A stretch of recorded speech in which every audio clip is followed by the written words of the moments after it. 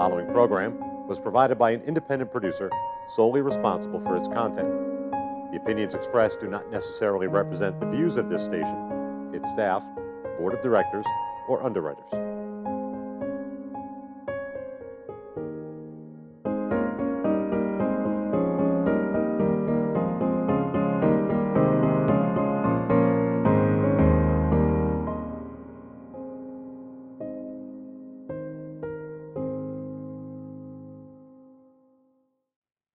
Hello, welcome to another edition of our program, CHW In Action, with your friend, Rafael Calderon. This show is very special, as all shows are special, but I think this show is very special because I have the Honorable Harvey Keye with us, and he's going to tell us about a very important issue that is going on in New Hampshire, in the whole USA, in the whole country. It's regarding awareness for prostate cancer. So let us say welcome to our guest, Harvey Keye. Thank you so much. I'm pleased to be with you. I should have said Honorable Harvey Keye. That's permissible, or you could reject it if you like. No, I'll accept it because you're a cool guy. No problem. Okay? So thank you for coming back to our TV show. You came some time ago, but we wanted you to come back so we can talk about awareness regarding prostate cancer. So tell us a little bit about how you got involved.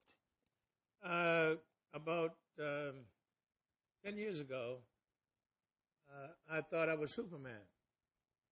I never had a headache, never had a toothache, no stomach ache, no bowel problems, no knee problems, no nut problems.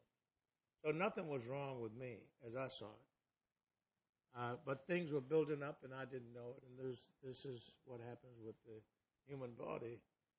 It's changing all of the time. Mm-hmm. Sometimes it makes you aware that you have a problem. Sometimes it doesn't. Okay. In my case, I found myself as strong as an oak tree. I could peat and repeat. And sometimes I did that when I was 75 years old. Mm-hmm. It was about almost 10 years ago. Okay. And I was just in the height of Ecclesiastes of health. Okay. So I was at the height of zenith. Okay. So one day I could not urinate as I wished.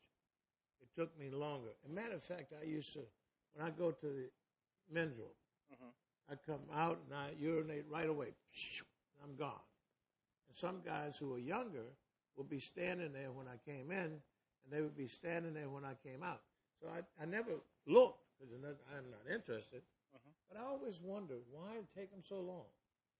And I'm not sure why, but some of the cases could have been an enlarged prostate gland. Okay. Could be. Could be other things too. But in my case, I couldn't urinate the way I wanted to, and I figured that I should go to see my doctor. And I went to see my urologist. Okay. And he suggested they do an examination with the digital finger. The digital finger is simply a far reach up into your anal area. And if you haven't had that before, it's not comfortable and it's not pretty, but that's the way they measure or at least examine the prostate. Okay.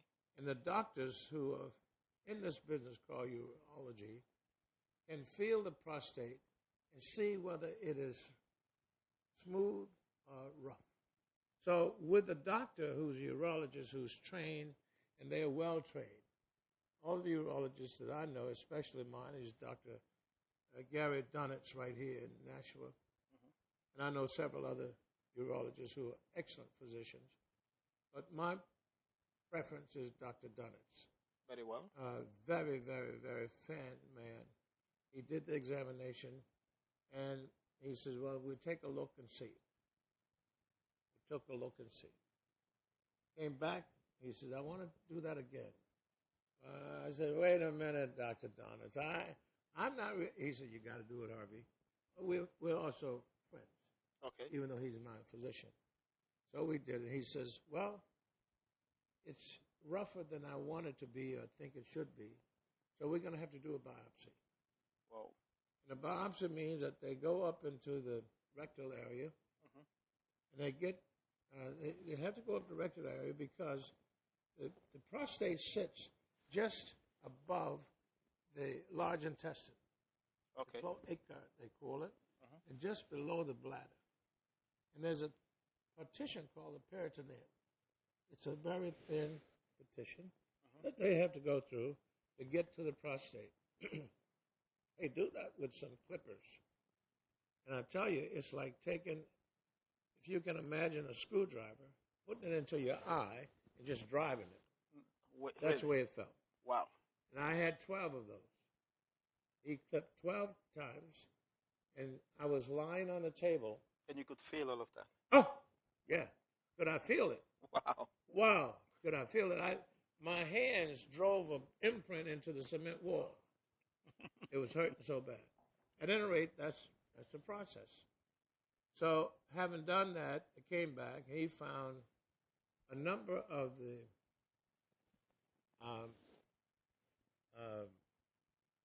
what do I call it? Biopsies. Biopsies.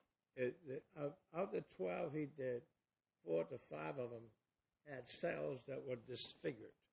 Okay. They were not in line, but they had surfaces that he could tell that they were disturbed. So he gave me some options. And we were slow about it. You know, there's nothing fast about this. Okay. He said, you could wait and see. You're 75 years old. And more than likely, based on the growth of the prostate gland, you will not die from prostate cancer. That's a guess. And he told me, I'm not telling you that. That's a possibility, that you could die next week or next 5 years. But we don't have a rate of growth to chart for men who are 75 years old or 40 years old or 50 years old. They can't tell you when you're going to die. Okay. Nobody can. He said, but then there's some other options. You could freeze it. You could use seeds. You could have an operation. You could have it done by the robot, which goes in and extrapolate it, if you want to call it that. Or you could take female hormone,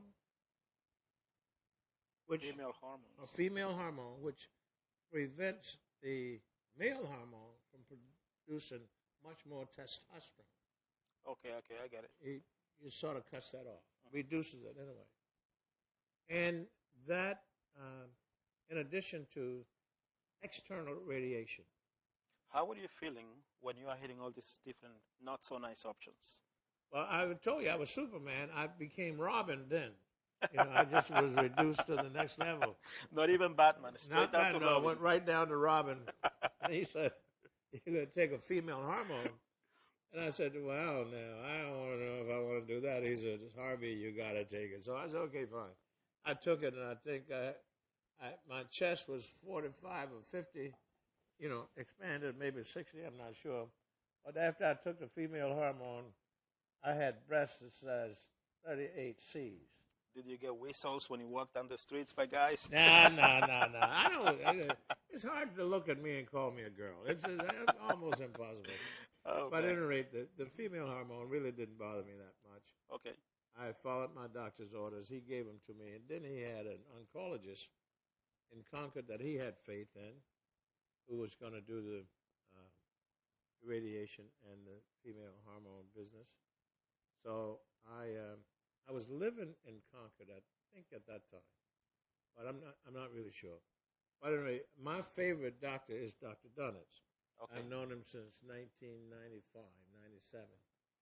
And he's a very fine man. At any rate, he recommended an oncologist who is in residency at Concord Hospital. So I became the poster boy for Concord Hospital for the year 1999 or something like that. I'm not sure. Right now, I'm doing fine. After 10 years, I'm a survivor. I'm glad you're doing fine. Thank you. John Sayers, who lives in Hollis, is a survivor. Jim McCormick is a survivor. Several other men in the local community and I got together, and founded the New Hampshire Prostate Cancer Coalition. That's what I wanted to get to, because yesterday we went to the White Mountains and we had this. You had this nice presentation, and I want us to talk a little bit about that, because you said earlier that you became the poster boy, and now you go around educating people about this matter. So this is why I wanted you to be here, so we can talk about awareness. We want more men to know about this. Am I correct? Well, we want everybody to know about it. Okay. We don't want just men to know about it. We want women, and every man has a child. Not every man has a child, but he has a father, a relative, some maybe cousin, but in every man's family there are some other men. Okay. Men don't get here alone, so he had to have a father. Gotcha. So, and back to your point, we think today that women are so important, and we hope we get them to become aware so that they could carry the message to men. Men are so arrogant, and they think they're better than thou because they are born a man and happen to have, by an accident, a penis. By an accident? Yeah, it was not on purpose. So, okay, enlighten me about that, because, I mean, I've read the Well, Bible. I can tell you this. You didn't make yourself. You didn't design. You didn't come here before you got here decide to be a man. So when you got here, the elements that are within you decided that you were going to have a male format or a female format. And it does that by messages from the cells. And that is a part of genetics. It's deeply woven into as the egg is impregnated and the zygotes are formed, that kind of enzyme and acids and chemicals on that chemical chart in your high school room one time or another, that's who you are. No more, no less, in my opinion.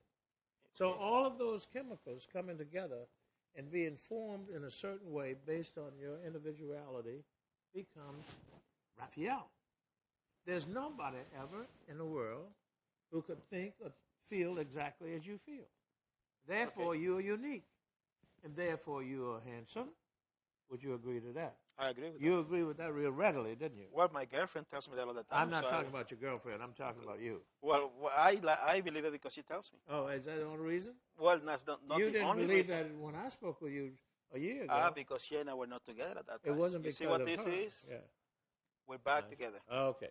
My point is this. You are unique. All of us are. None of us are alike. There's 7.15 billion people on Earth, and none of them have the same skin color, eye color, tooth imprints, or fingerprints. So then, therefore, I would call that a deity.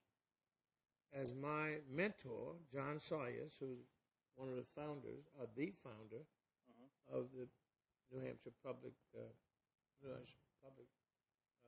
Prostate Cancer Coalition, and several other gentlemen in the community thought it would be statewide, an organization that we were talking about, a small state, we could get our arms around trying to make them aware.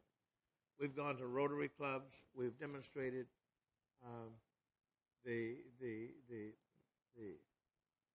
as much as we know. We're just putting it out there so they could get a chance to say, I should go and talk to my doctor. And every question you can ask me, and I hope you do today, the answer is talk to your doctor. I have no resolutions. I have no solutions. I have no suggestions. I have no any kind of insight into how this bad disease can be stopped. What I do know is this. The more we know about it, the more the wives and the mothers and the sisters and the daughters know about it, the more we're going to get on board and having the research done so that we can hopefully save some lives. I agree. You see, and the main reason why I have you here, I wanted you to come back to the show and talk about this, is because usually at the beginning of the show, I said that I'm a CHW in action. I'm a community. You're what in action? I'm a CHW. What is that? And exactly, that's what I'm mentioning. I'm a community health worker and in action, because I'm always in action to bring health education to the community of Greater Nashua and really the whole state of New Hampshire and really anywhere where this signal can get to anyone who has access to the internet. My goal is to educate people about how to live a healthy lifestyle. And to live a healthy lifestyle, we have to be aware. We have to have information. So I am very thankful that you came to us because I want people to learn more about the awareness of prostate cancer. So I want to ask you a million questions. I know the answer will be talk to your doctor. But let me ask you this. Why do you think it is that men, other than by luck that they become men, why are they so hesitant to do this, to get checked, for example? Why do we need women to push us to do this? Well, in my opinion, and I don't speak for all men, Right. Some men that I know are very secretive about down there. Mm-hmm. They don't want to talk about down there for whatever reason.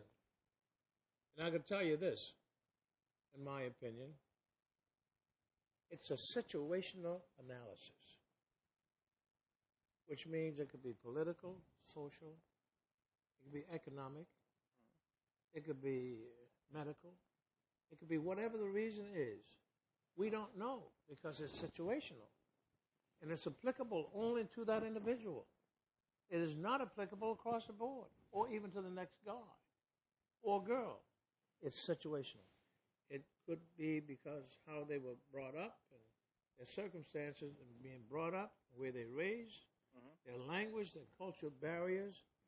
And you name the kind of environment that we live in and how it affects individuals is not across the board at all.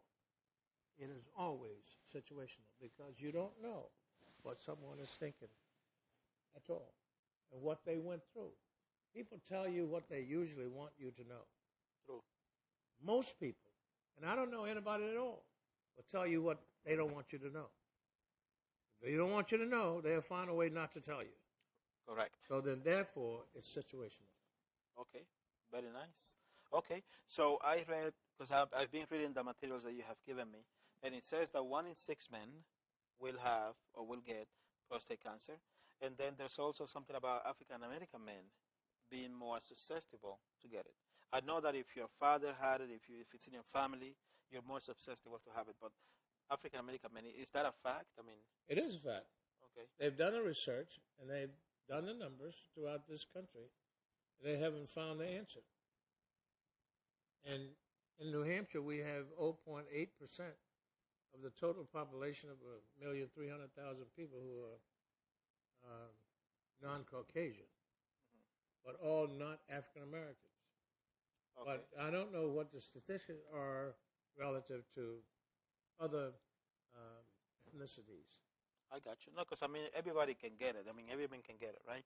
But there are some diseases that are said to affect more African American men or so on and so forth. Yeah, they've laid it out that there's more African American men suffer from prostate cancer than any other men in the country.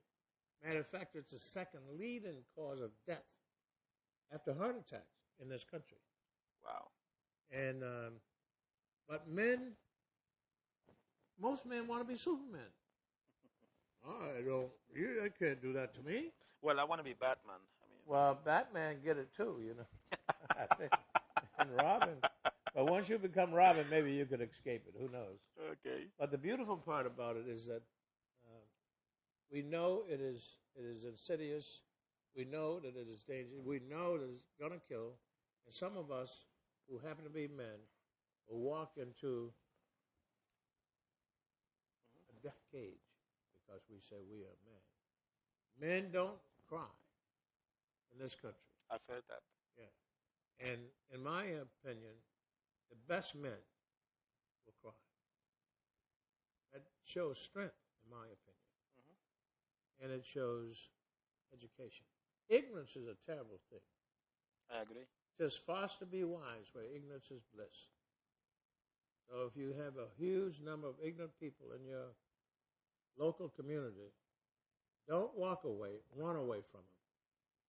Try not to be with them because sometimes it could rub off on you. The Bible does say, tell me who you are and I tell you. Tell me who you're with and I tell who you are. Well, I say it a little bit differently. It has no biblical ties at all. Okay. Tell me who you honor, and I'll tell you who you're going to be. Tell me who you aren't. Honor. Or who you honor. Okay.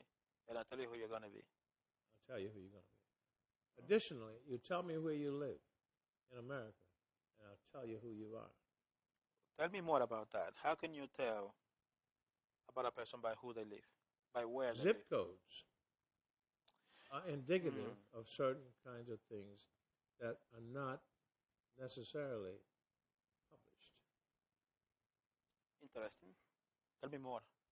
Is this about prostate or is it about cross-cultural education? It can be about both. I mean, the idea is that we want to educate the community in anything that has to do with them having a healthy lifestyle. Any information is good. Well, let me ask you this. Okay. How do you feel about making your show a public health issue? A public health issue. Yes. I'm not sure I understand exactly what that means. Well, let me ask you this. Does lack of knowledge about your endeavor cause physical problems? That's a good question. Lack of knowledge about my endeavor. Yeah. By endeavor, what exactly do you Practice. What do you practice? You practice good health. Right. Lack of knowledge of good health, does that affect you physically? Well, of course, because if I don't take that's care... all I just want to know. Okay. So you said yes. Okay. Then if you are affected physically, does it affect you mentally? I believe so. Then we're having what is called a physical and a mental problem. Those problems are the same kind of problems people have who are on the drugs. Okay. And heroin, and you name alcohol. Okay. They are affected physically and mentally. Should those be physical health, public health problems? I would say so. If the public health of our nation, let's stop right here in Nashua. If the public health of Nashua depends on the health and well-being of all of its citizens, we have approximately 87,000, then whatever causes it to be non-healthy is a public health problem. Would that be logically deduced by you? I would agree. We're on the right track. Okay, good. So it shouldn't be just a radio or television show. These problems should be as an epidemic, as insidious as breast cancer, a public health problem. As smoking is a public health problem. As drinking a public health problem. Okay. Then what do? We bring awareness to people. That's one step. What's the next step we do, sir? We take action. We educate people. I think you're on the right track, taking action and educating. And the thing I want to suggest to you, and I suggest strongly, Okay. that we do it step at a time, person at a time. Okay. You can't do it, as we have found in the last 50 to 100 years, we can't do it in concert.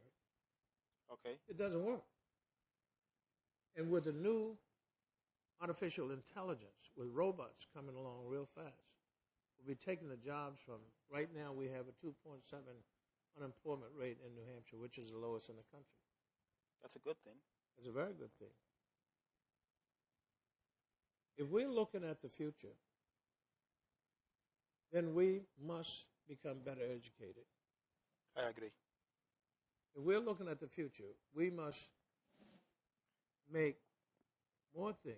We must change the language that we use to really attack the problem. The problem is a public health issue. When more people are becoming physically and mentally ill because of drugs and lack of jobs and a lack of cross-cultural education, and a lack of being able to navigate through the society is a public health issue. I would agree. How can I, as a community health worker, help regarding this matter? Well, you asked me to tell you how you could do your job better. I'm asking for ways to learn more. I don't think I'm the best person to do that. I think you need to speak with some professionals. Okay. In the social work area, we have a huge number of them.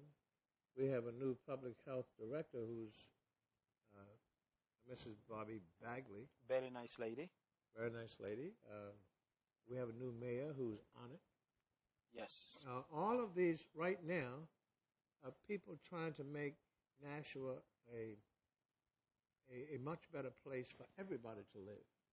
So a lot of people have to get on board, and a lot of people have to pitch in, and not those that just want to take the limelight and take the headlines. I'm talking really give to the world the best you can, ask for nothing in return, and keep giving, and keep giving, and keep giving. That's becoming a thing to do today, in my opinion. I think we're on to something that's really great with a new echelon of people and new people like yourself who's coming along. I want to thank you for your participation on the New Hampshire Prostate Cancer Coalition. You My have pleasure. agreed to help Dr. Haddad, who is our national public relations fellow. He's awesomely and absolutely incredibly well qualified for the job. Okay. And he does it so well. And you haven't met him yet, but you're going to get a chance to meet him. I'm looking forward to it. Yeah. And he is one of my idols. And I follow not everything he says, Dr. Haddad. When you get this message, you know I don't get it all. But I like him a lot. I've known him for 40 years. And he has a whole different story to tell. But he's on it and trying to make people aware. He's on it and trying to he doesn't need an accolades. He doesn't look for the recognition and a pat on the back. And some people have kicked him. Well, you know, there's a kitta and a patta. I've heard that. Okay? And some people give him the kitta. And he takes it, but he's able to repeat because he has those wide shoulders that some people stand on. Excellent. On that note, we are coming to the end of this program. So what message would you like to send to the natural community? Give all you can. Ask for nothing in return. Across the board to everyone. And don't stop giving. We have a lot of work to do. And don't be bashful. Don't be stingy. And don't be arrogant. And certainly don't try to be superior. And the message I have is I love Nashua. And I love Nashua to be strong. Excellent. Thank you. And I love Nashua too, and I love Nashua to be strong. And for those of you that don't know, Harvey Keye is my mentor, and I'm learning a lot from this man. That's why he gives me a hard time, and I'm okay with it because he's teaching me good stuff. Okay? Well, thank you to you, the audience. Thank you to the community for watching this show. It's really an honor for me to be able to bring to you very special people, very wise people like Harvey Keye. It's an honor for me that you watch our show. So I thank you and I ask you to please continue to watch. Again, my name is Rafael Calderon. I'm your community health worker, your CHW. I'm here to help. Thank you. Have a nice night.